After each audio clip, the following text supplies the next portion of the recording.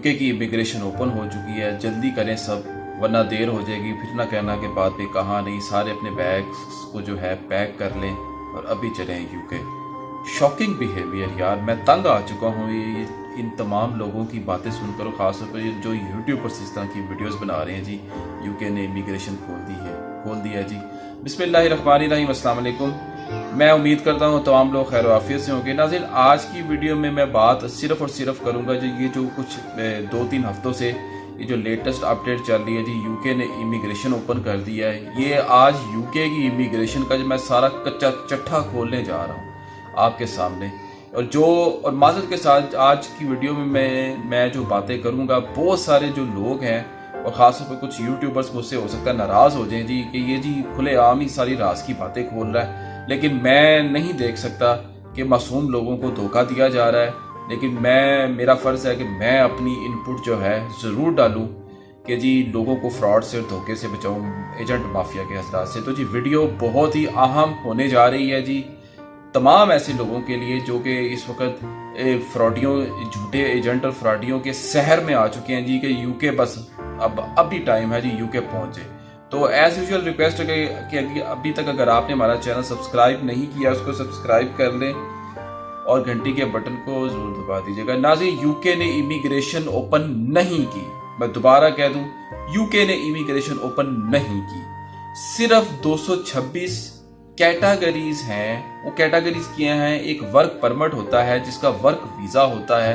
उस work visa में 226 professions जो कि ऑलरेडी एडिड होते हैं।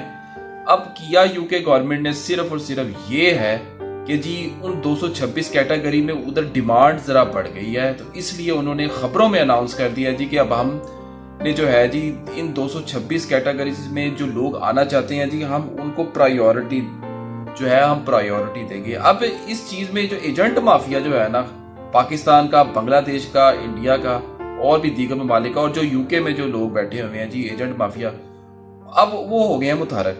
अब इन्होंने आप जैसे मासूम लोगों की नफ्सियात से खेलना है, क्योंकि पाकिस्तान, इंडिया, बांग्लादेश में गुर्बत बहुत ज़्यादा है।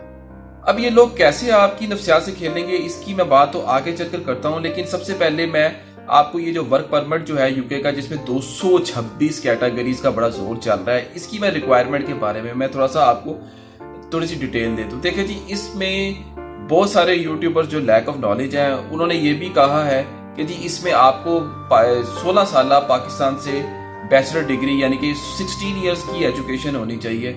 ऐसा नहीं है। ऐसा यूके के वर्क परमिट में बिल्कुल नहीं लिखा हुआ कि आपको वर्क परमिट हासिल करने के लिए एजुकेशन की ज़रूरत होती है। ऐसा नहीं है।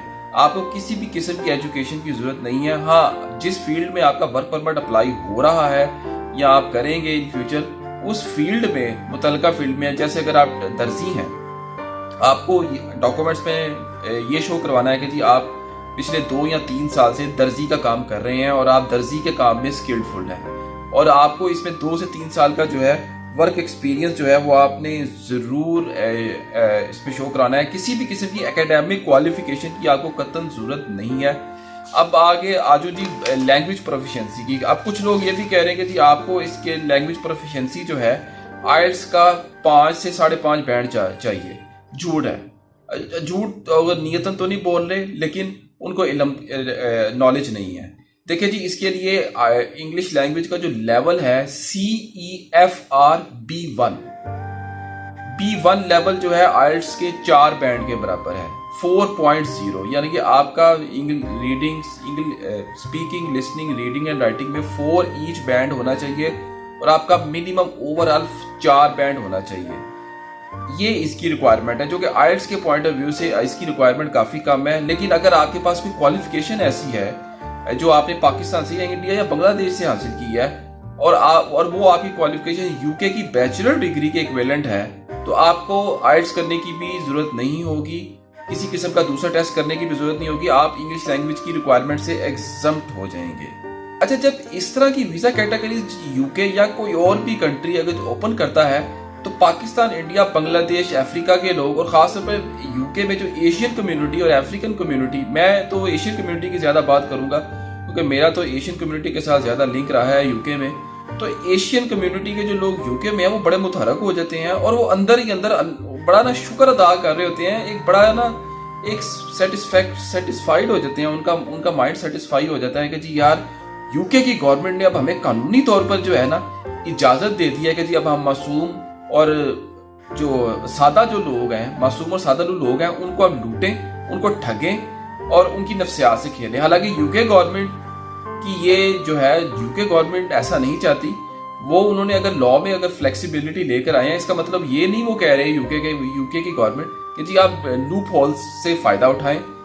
उन्होंने अपनी बेहतरी के लिए, अपने कम्युनिटी और अपने माशरे की बेहतरी के लिए, अपनी सहूलत, लोगों की सहूलतों के लिए ये कैटेगरीज ओपन की हैं। अब इस तरह के जो फ्रॉडिये हैं जो हैं वो अब मुतहरक हो चुके हैं और ये मासूम लोगों को 6 माह से, ये मेरी बात आज लिख लीजिएगा, अब ये जो माफिया जो लोग हैं ना, अब ये मासूम लोगों को 6 माह से 1 साल तक भरपूर लुटेंगे, उनकी नफ्सियात से खेलेंगे, भरपूर तरीके से आपको वरगलाएंगे। और ये बात मेरी आज दूसरी बात ये भी लिख लीजिएगा कि 6 माह से 1 साल या मैक्सिमम 2.5 साल के बाद यूके गवर्नमेंट जो है इन तमाम 226 कैटेगरीज को रिवोक कर देगी, क्योंकि इसको इतना ज्यादा इसका मिसयूज होगा, ये जो एजेंट माफिया आजाद करेंगे, तो यूके गवर्नमेंट आखिरकार तंग आ जाएगी और इस कैटेगरी को जो है बंद कर देगी। अब ऐसी कैटेगरीज में वर्क परमिट सिर्फ और सिर्फ उन लोगों का लगेगा जो कि ऑनलाइन जॉब्स अप्लाई करेंगे, जो कि वेबसाइट्स पर आई होंगी और जो स्किलफुल होंगे और प्रॉपरली अपनी फील्ड में तजर्बा रखते होंगे और उनकी एक लैंग्वेज, इंग्लिश लैंग्वेज प्रोफिशिएंसी एक सर्टेन लेवल तक बेहतर होगी। ऐसे लोगों को तो यूके की कंपनियां जो है प्रायोरिटी की बेस पर जब वो जॉब्स अप्लाई करेंगे तो उनको बुलाएंगी, उनका इंटरव्यू करेंगी और उनको जॉब्स देंगी।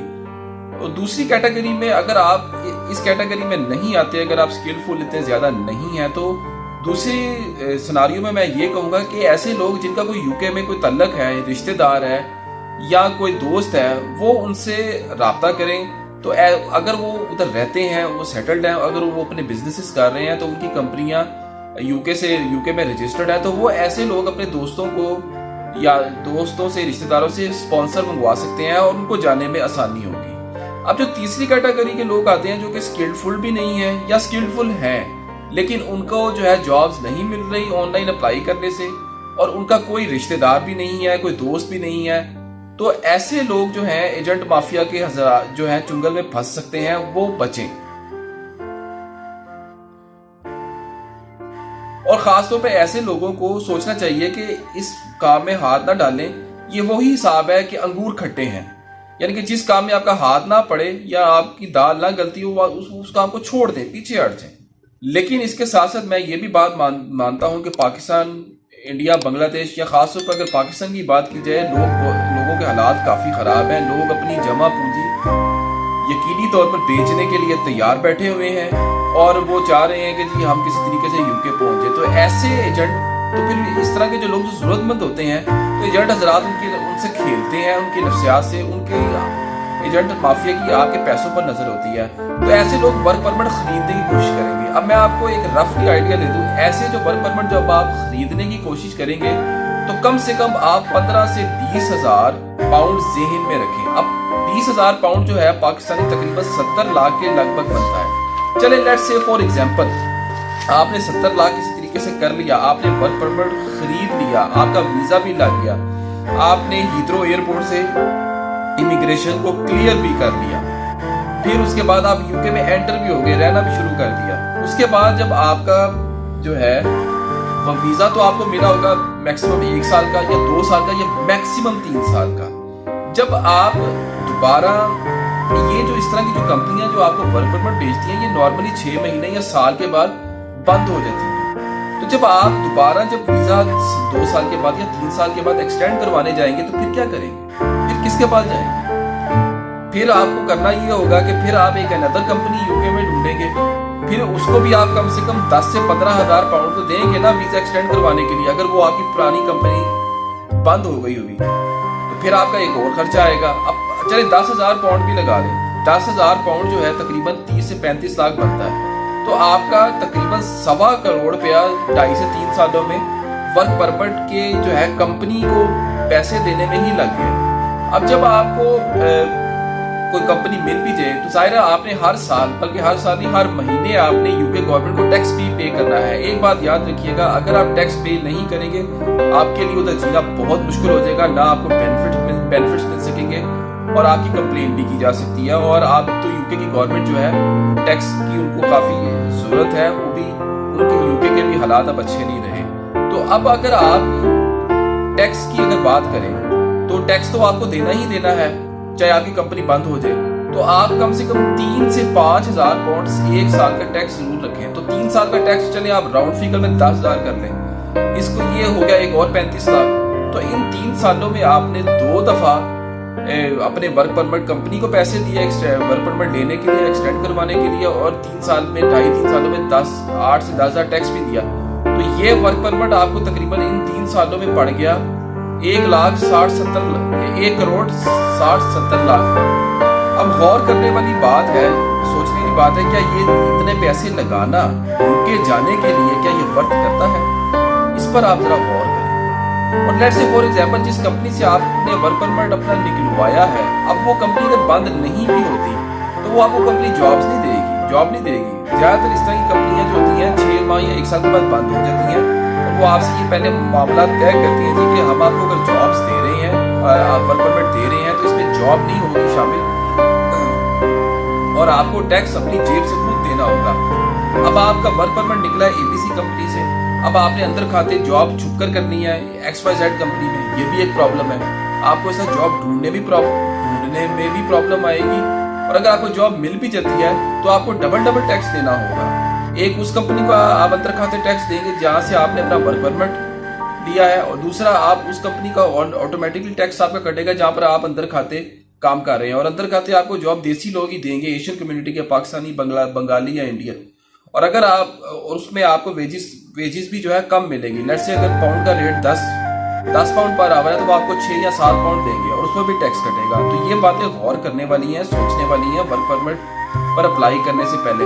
और अगर ये कंपनियां फौरी तौर पर आप बंद नहीं भी होती, जिस वर्क परमिट पर आप आए हैं, जिस कंपनी के, अल्टीमेटली इन्होंने साल बाद 2 साल बाद बंद होना ही है, क्योंकि इन्होंने कंपनियां खोली ही इसी चक्कर में है कि जी हम लोगों को लूटें, पैसा उनसे बनाएं और वर्क परमिट बेचें, और उसके बाद अपना जो है करोड़पति अरबपति बनकर अपना कारोबार बंद करें और चले जाए। ये शुरू से ही यूके में, दूसरे ममालिक में, खासतौर पर यूके में इसी तरह चलता आ रहा है। तो बराए करम इस तरह का पंगा मैं आपको कहूँगा मत लें, क्योंकि इसमें आपका पैसे का बहुत ज़्यादा ज़िया है, रिस्क फैक्टर भी इन्वॉल्व है। तो ये थी जी हमारी आज की वीडियो, यूके की इमिग्रेशन, सो कॉल्ड इमिग्रेशन के बारे में। जी ओपन हो गई है, खप डली हुई है जी। तो ये आज मैंने सारा जो है डिटेल से आपको बता दिया है। अगर फिर भी अगर आपके ज़हन में कोई सवाल हो तो आप मुझे कमेंट सेक्शन में सिर्फ पूछ सकते हैं, तो मैं कोशिश करूँगा कि आपको जवाब दे दूँ। अब तक के लिए इतना ही। अपना बहुत सारा ख्याल रखिएगा, और अपने इस चैनल का भी। अल्लाह हाफिज़।